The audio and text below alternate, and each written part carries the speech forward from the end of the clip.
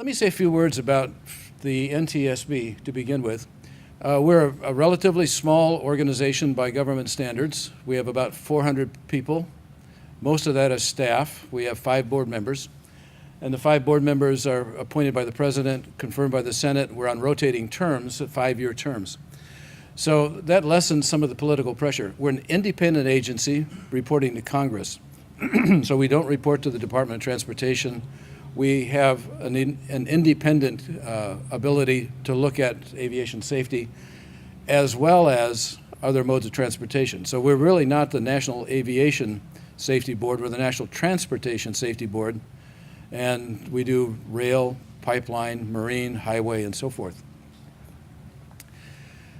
So that's my sponsor, a word for my sponsor.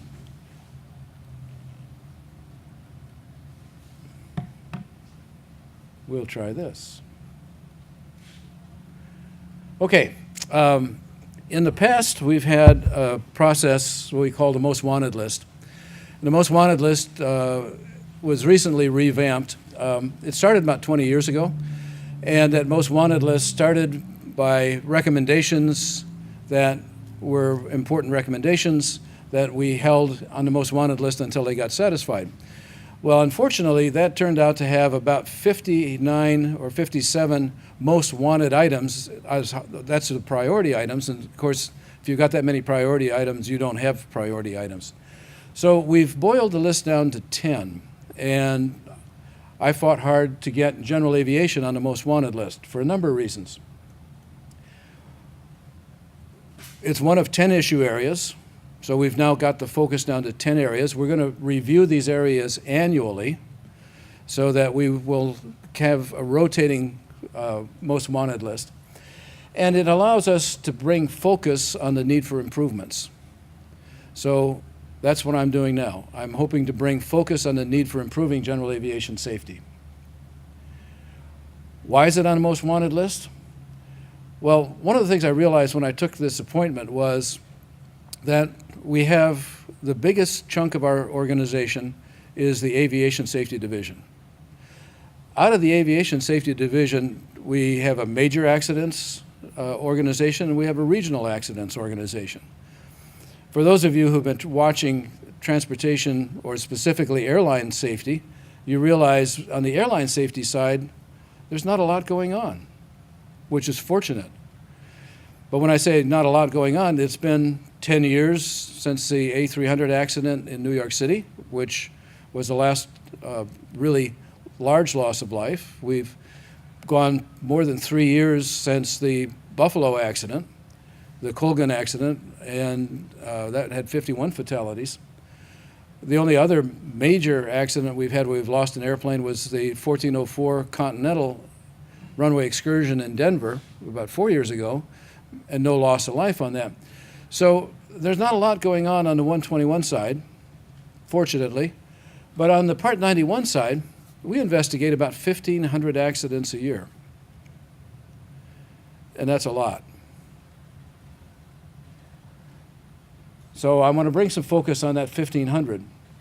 The other point to bring across here is the overall GA accident rate is flat.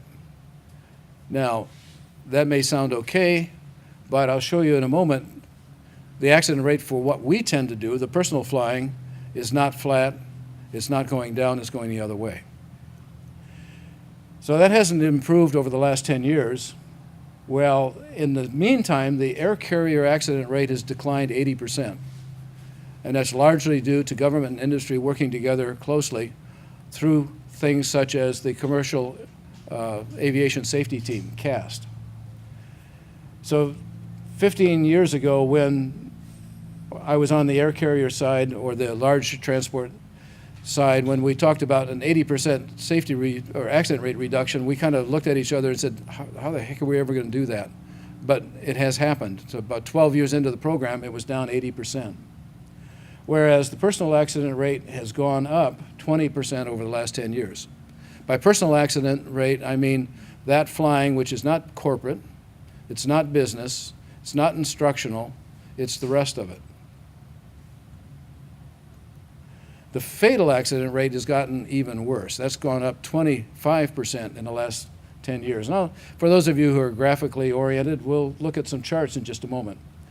But that brings me to the line that GA personal flying, again, the flying that most of us do, the flying I did to come down here, needs attention.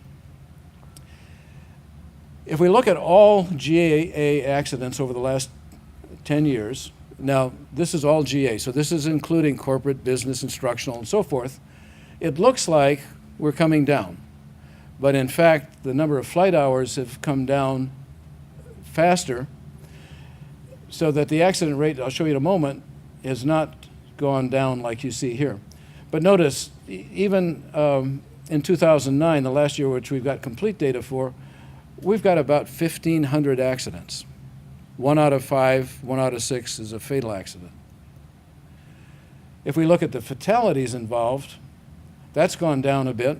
But again, if we divide out by the number of flying hours, it didn't really go down. But let's put it in perspective. We lose almost 500 people in the United States in general aviation accidents. A typical fatal accident has almost 2 fatalities. If we look at the rates per 100,000 flight hours, the top line is the total accident rate, and as you see, we started in 2000, where we ended in 2009 is slightly higher.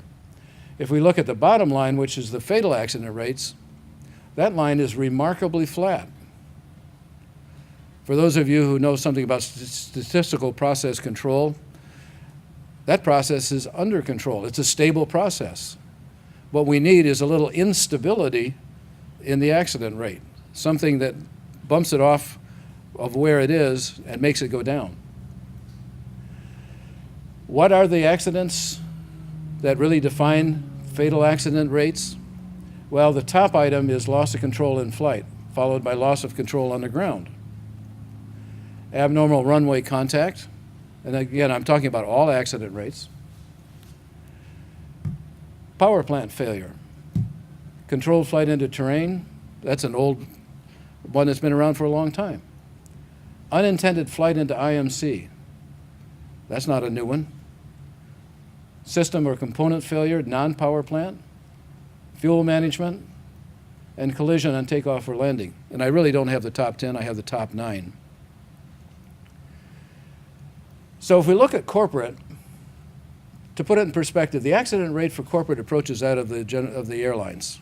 Some years there have been no fatalities in corporate flying. By corporate flying, I mean a professional flight crew. Business flying is generally owner-flown aircraft being used for business purposes. That's shown a modest decline, and it's substantially below the overall GA accident rate. Instructional flying, well, accident rate slightly below the average for all of GA, but the fatal rate is substantially lower. So there's a lot of fender benders in this category. Then we come to personal. Total and fatal accident rate both are on the rise, and both are substantially above the average for all of GA flying. Well, what does that look like? For GA overall, it hovers between a little over 6 to roughly 7 for that 10-year period. Corporate is right down at the bottom. So when I said their accident rate's almost that of the airlines, that's where it is. Business flying actually has gone down a little bit. It hovers around 2 to 1.5 or less fatal or overall accidents per 100,000 flight hours.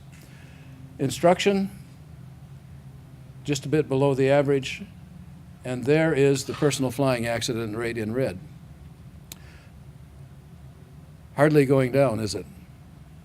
It's gone up from 10 to 12 at the end of that 10-year period. If I look at just fatal accident rates, a little over 1 fatal accident rate, a fatal accident per 100,000 hours. Corporate is down at the bottom. Business. Instructional, it's interesting. It's about the same fatal accident rate as the business flying. And when you think about it, it's not a surprise since Many of these airplanes are being operated with a commercial pilot on one seat doing the instructing. But unfortunately, the general aviation personal flying has gone up from around 2 to around 2.5 fatal accidents per 100,000 flight hours. So let's characterize these a little bit. Business flying, for the all accidents, the loss of control in flight or on the ground is the most prevalent event, followed by system or component failures. If we look at just fatal accidents, loss of control in flight accounted for the greatest proportion, and then we have CFIT and collisions. So if we look at it in a bar chart format, not a lot of accidents actually. 12 accidents in the loss of control in flight, 5 CFIT, 4 collisions, 2 power plant failures, and 1 fuel management. Fuel management shouldn't be up there. If we look at instructional flying, it's loss of control in flight or on the ground, abnormal runway contact, not a surprise since a lot of flying and instruction is teaching people how to land the airplane. 122 loss of control on the ground. 118, almost the same number of abnormal runway contacts, and 88 loss of control in flight. Now let me move to personal flying accidents. You can see that it has gone down, but it's gone down not as fast as the number of flight hours has gone down. So look at 2009. We had over 1,000 personal flying accidents. And personal flying, remember, is 1/3 of the flight hours for general aviation. So those accident rates are going up in both overall and in terms of fatals. So if we look at the bar chart, loss of control in flight, 250 in a 3-year period. That's over 80 every year. And that's fatal accidents. I get a page every time we have a fatal accident, a page on my BlackBerry. And some days I've seen 4 fatal accidents in one day. Loss of control in flight, controlled flight into terrain, power plant failure. In fact, we'll go down this list and I'll address all 5, I'll address 5 out of the 6 categories. There's a fellow by the name of Alfred Scheinwald who is a bridge player, but he had a quote that I thought was really appropriate for this audience. Learn all you can from the mistakes of others. You won't have time to make them all yourself. So let me look at the mistakes of others here. And let me use the paradigm of the accident as being the end of a chain of events. Not necessarily a new paradigm, but one that I think you'll find quite useful. So think of the accident as being the end of the chain of events, and if you can break that chain in any point, you eliminate the accident. So as I go through these, keep in mind this model and look for opportunities where that chain can be broken. So let me start off with number 1, loss of control in flight. What kind of airplane is this? Pretty hard to tell. It apparently had a lot of fuel on board because of the fire. It is a pretty small impact area, so it was probably coming down pretty near vertical. That, by the way, is a Beach Bonanza, a A36. I'm giving you the accident numbers because at the end I'm going to encourage you to use the NTSB website as a means, particularly if you're an instructor or interested really in safety. You can go on the NTSB website, look these accidents up, and get more than a summary. You can get, in many cases, into the docket where you can get factual reports, interviews, photographs. For a flight instructor, it makes a good teaching tool. As I said, it was an A36. It was on approach to Carlsbad Airport, and the airport elevation is 331 feet. That's a number, just keep that in the back of your mind for a moment. One person on board, thank goodness, only one person. What do you think of that weather? 100-foot ceiling, quarter mile visibility, light winds. You know, typical marine layer for being close to the ocean in Southern California. Unfortunately, he was on an approach that had a 203-quarter mile minimums. Of course, for a general aviation aircraft, we can't handle 100-foot ceiling, quarter mile visibility anyhow. That's really in the Cat 2, Cat 3 area. Well, why would somebody launch off into conditions? By the way, that was forecast to be that low. The pilot had a private certificate, had an instrument rating, but not very old instrument rating. 2 months since he got his instrument rating. And by the way, he didn't have any training in that accident aircraft.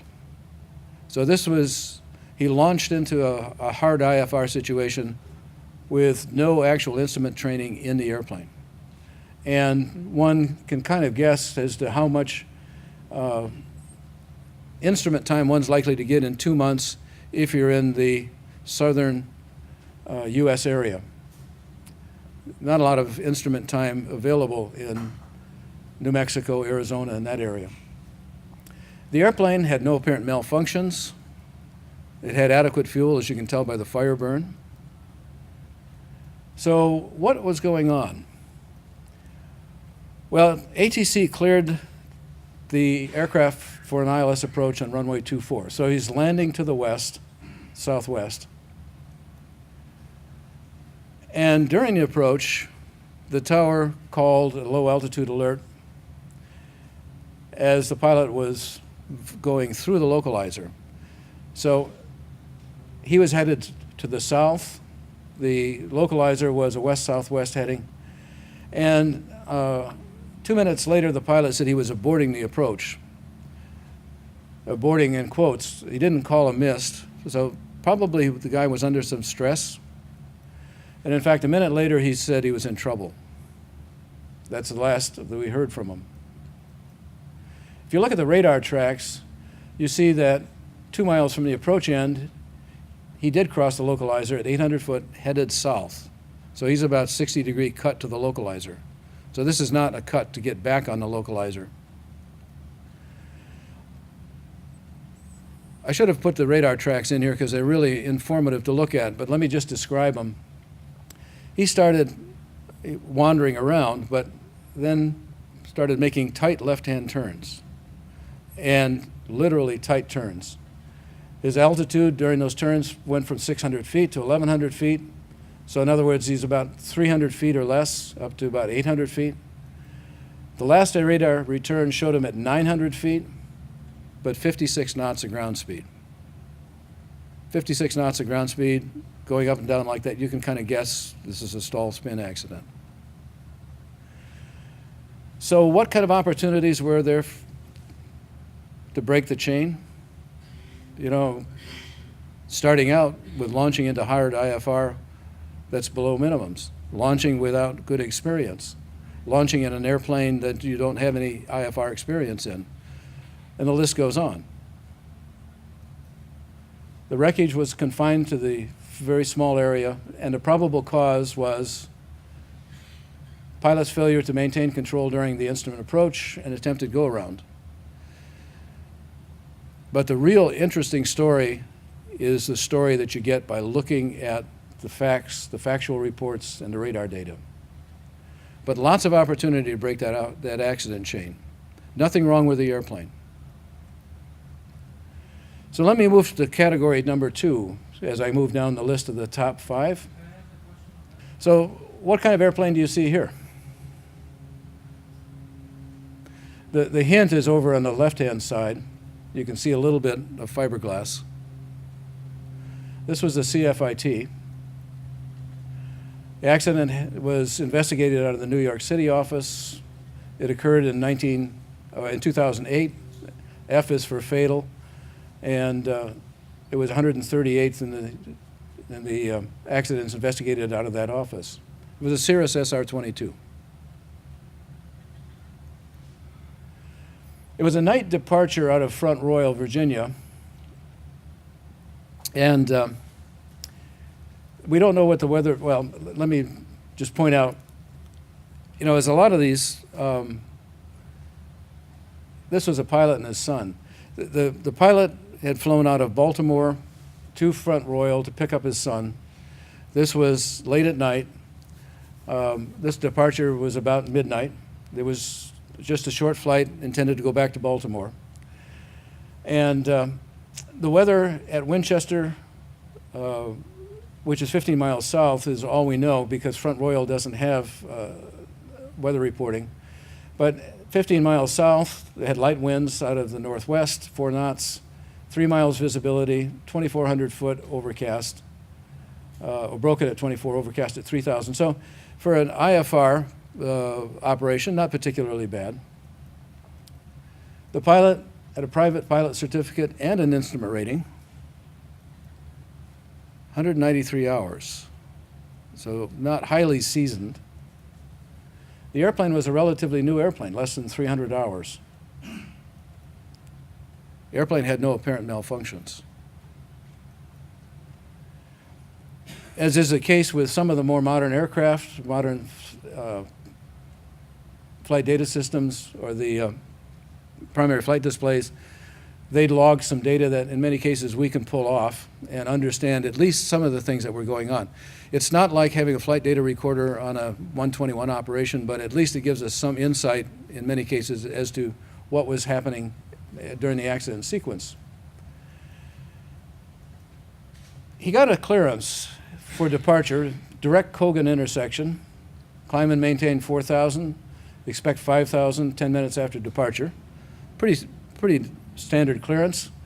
It's a relatively short flight, so 5,000 is probably good altitude, and he's headed back eastbound again. Now, prior to takeoff, he set his desired course to 50 degrees, which is to the northeast, which is the direction of the Kogan intersection. So that part, so far, so good. But when he departed on runway 27, now, what's the topology? For those of you who know where Front Royal is, what's to the west? He's taken off to the west. What's to the west? Lots of mountains, yeah.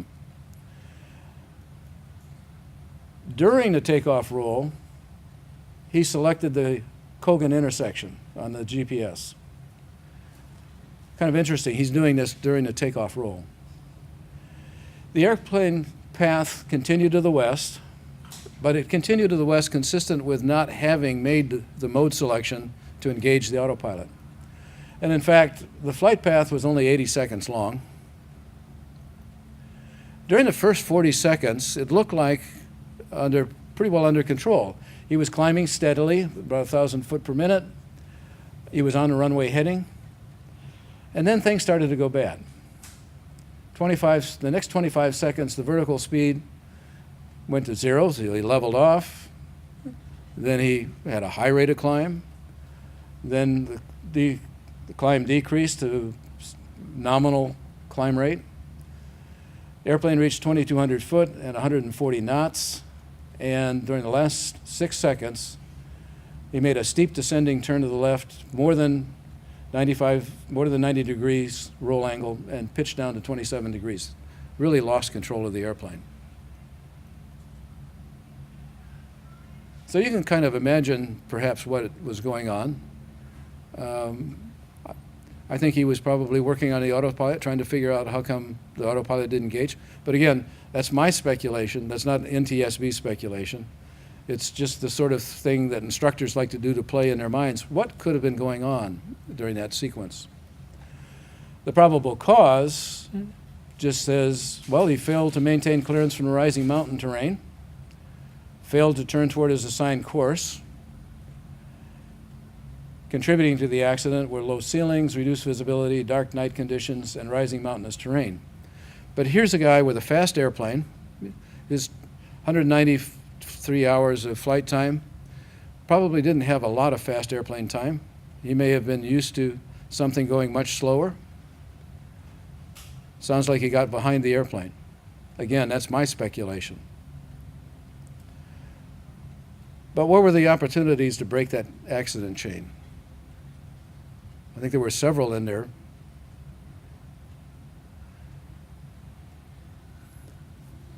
You know, we have duty time restrictions for Part 121 and 135 operators. We don't have any duty time restrictions for Part 191 operators because we are our own dispatch. We are our own operator. But how many of you actually think about fatigue? Here's a case where it's a night departure. It's about midnight. We've got a pilot who's probably fatigued, making a bunch of operational errors. Again, speculation. Pressure to get his son home, yes. And pressure to show that he can use the airplane productively for something like that.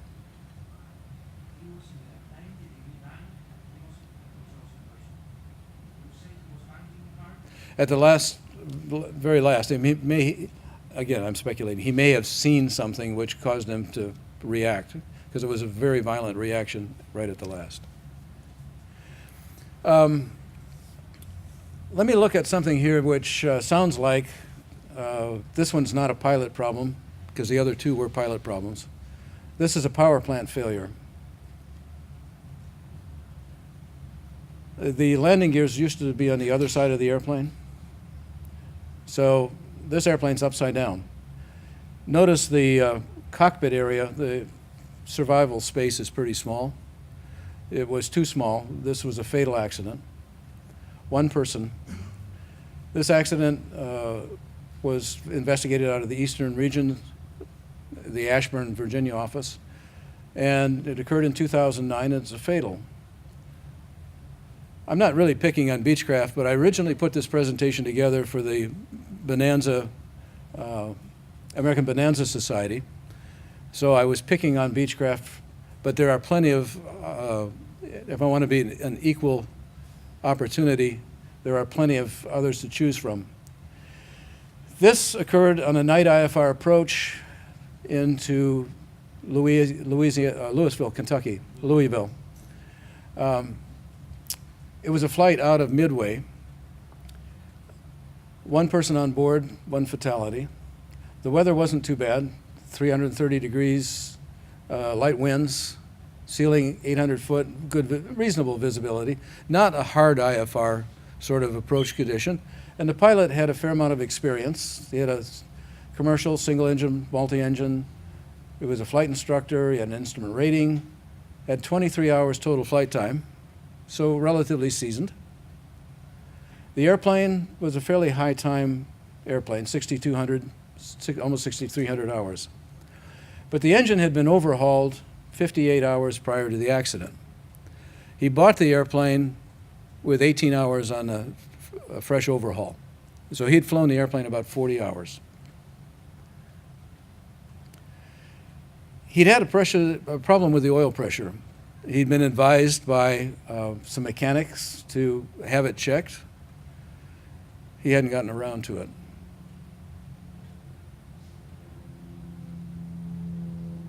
The accident sequence was this.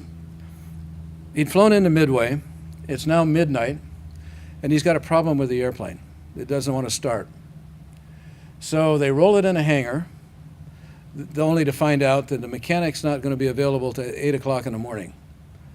So being impatient, he decided to pull the airplane out of the hangar, did manage to get it started, and departed for Louisville at a little after 2 o'clock in the morning. Probably not all that fresh at that point in the circadian sleep cycle. 9 miles out on an RNAV approach in Louisville, he declared an emergency because the engine failed. The airplane struck a tree on a golf course, came to rest inverted about 175 feet away from the tree, with the front of the cabin very much crushed in. There was fuel on board the airplane, so it wasn't a matter of fuel exhaustion. The initial examination, however, found that the engine would not rotate. So there was a teardown.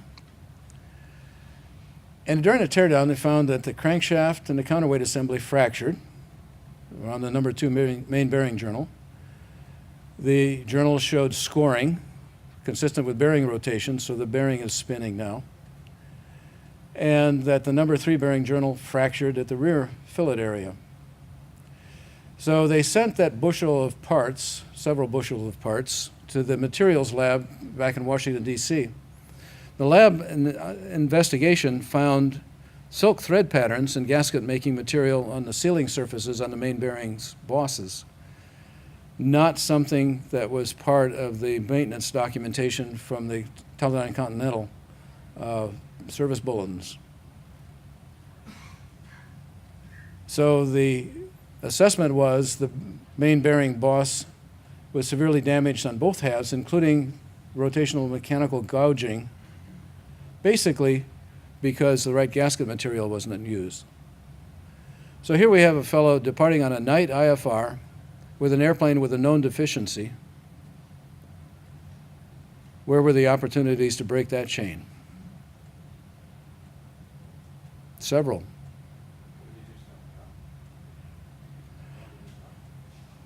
It's hard to put yourself back in the mind of the pilot, but yes, why did he depart with an airplane which wasn't in good shape? So the probable cause, pilots continued operation of an aircraft with known deficiencies. Contributing to the accident was the improper sealing of the engine case during overhaul. So let me move on to the next swinger here, unintended flight into IMC. And again, let's play the guess the airplane.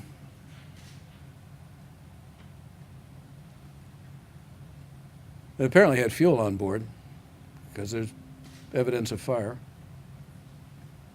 That's a Cessna 182. The accident was investigated out of Denver. That was the scenic Rocky Mountains that you saw in the distance there. There were 4 fatalities, pilot and 3 passengers. What it doesn't say is there was a family. They had come from a vacation. They'd been at Steamboat Springs and were flying back to Texas at the end of their vacation. No record of a weather briefing.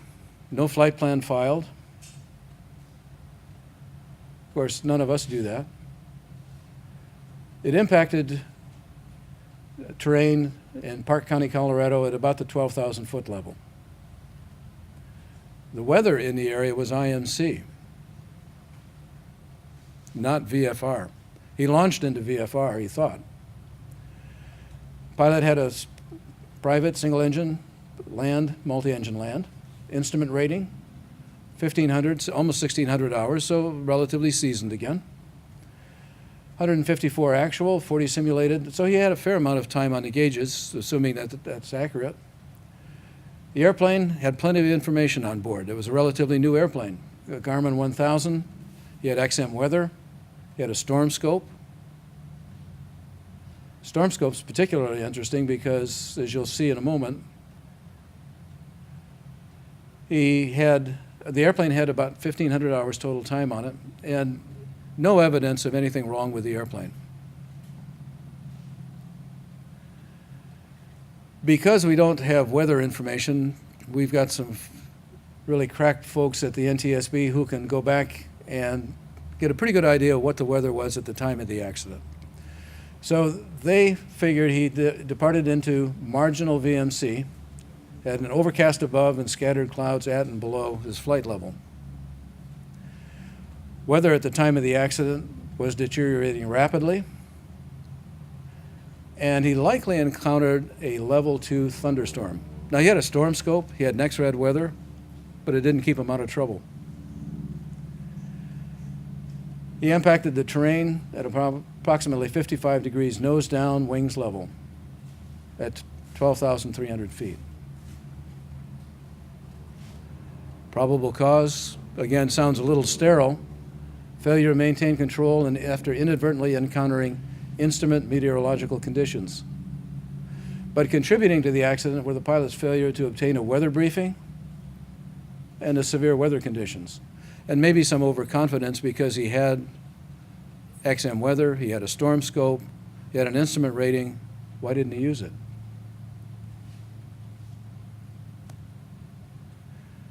Fuel management. As I said earlier, this one should have gone away a long time ago. But pilots are inventive in terms of coming up with ways to mismanage fuel. That big white thing that you see there is a rolled bale of hay. This is an A36. Accident occurred in the Alabama area. An A36, 2 fatalities, 4 people on board. The 2 forward passengers were fatally injured. The 2 aft passengers received only minor injuries. They were on an IFR flight plan, but flying in VMC conditions. They were coming from Destin, Florida to Newman, Georgia. The accident occurred in Alabama. Weather at the time was not an issue. Scattered 3,900 foot, 10-mile visibility, winds, light winds. Pilot had a private certificate, instrument rating, 1,600 hours, and a reasonable amount of instrument time. But the instrument issue was not relevant here, really. The airplane had a recently turbo-normalized engine, and as I recall, it was a borrowed airplane. They put tip tanks on it because the A36 only carries about 74, 76 gallons of fuel.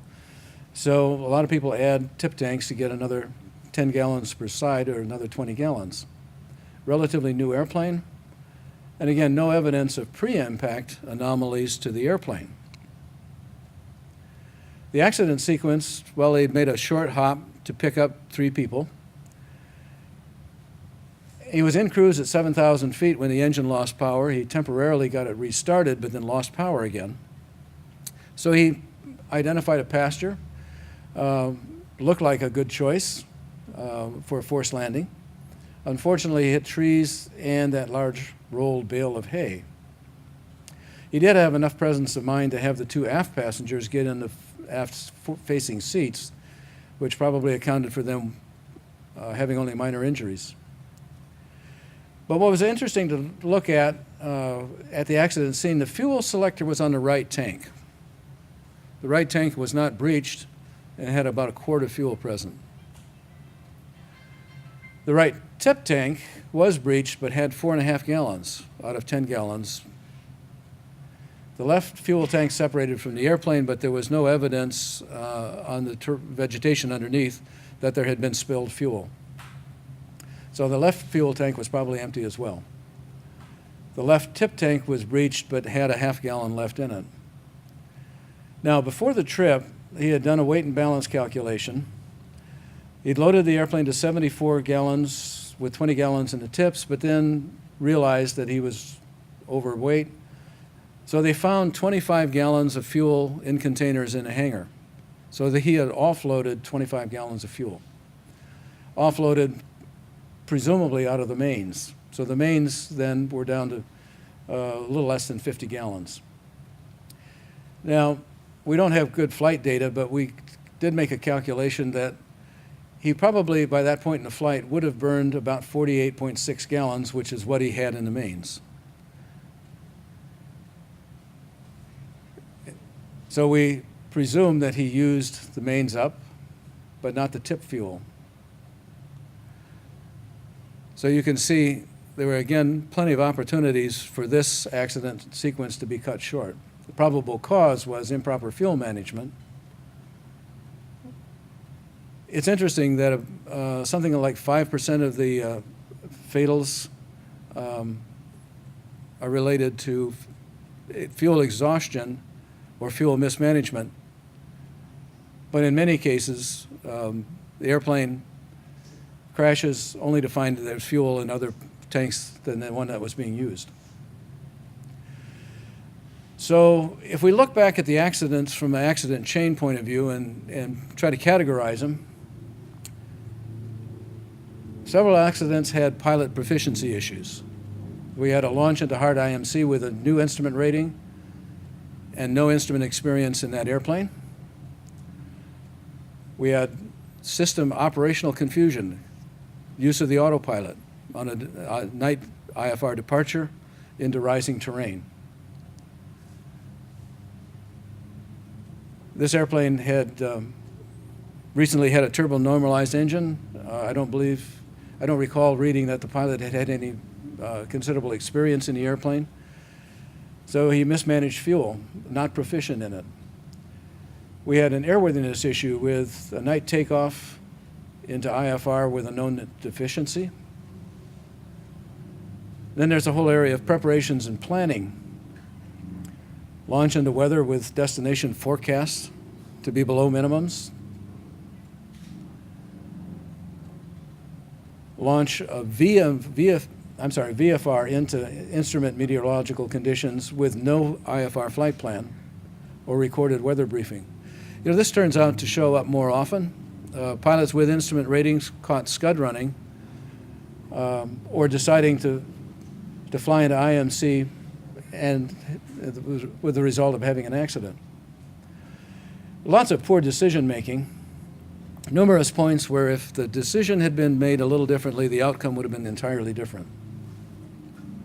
So lots of opportunities to break that accident chain. I encourage people, as I said earlier, to try this at home. You can download off the NTSB website documents like this, which is the 2007-2009 aircraft accident data. The 2010 data, as I recall, has just been made available on the web. And the accident files are available online, as are many of the dockets. And in those are factual reports, interviews, and photographs. All you have to do is go to ntsb.gov. That may be oversimplifying it a little bit. We recently improved the website, and like all improvements, there's some bugs in the improvements, but nevertheless, with a little perseverance, you can find out an awful lot of good information. So, a fellow by the name of Doug Adams, he wrote The Hitchhiker's Guide to the Galaxy, I thought made a very apt comment. Human beings who are almost unique in having the ability to learn from the experience of others are also remarkable for their apparent disinclination to do so. So there's lots of places that we can learn stuff if we only are sensitive and receptive to learning. So the equipment we fly is much more capable of safety than many pilots achieve. You know, we talked about corporate pilots, professional pilots having that accident rate way down at the bottom. But all the accidents I've shown you have been due to decisions that the pilots made, decisions that he has or she have made that has led to the accidents. So there's a lot of safety built into the airplanes that all we need to do to take advantage of is to change the way we operate. So the question is, what accident rate do you want to operate on? Do you operate on the same accident rate when you're flying by yourself as when you have family and friends aboard? Think about that. Where do you want to operate? Down with the corporate? Or the business? Or the instructional? Or the personal? That's really up to you. I thank you for your attention.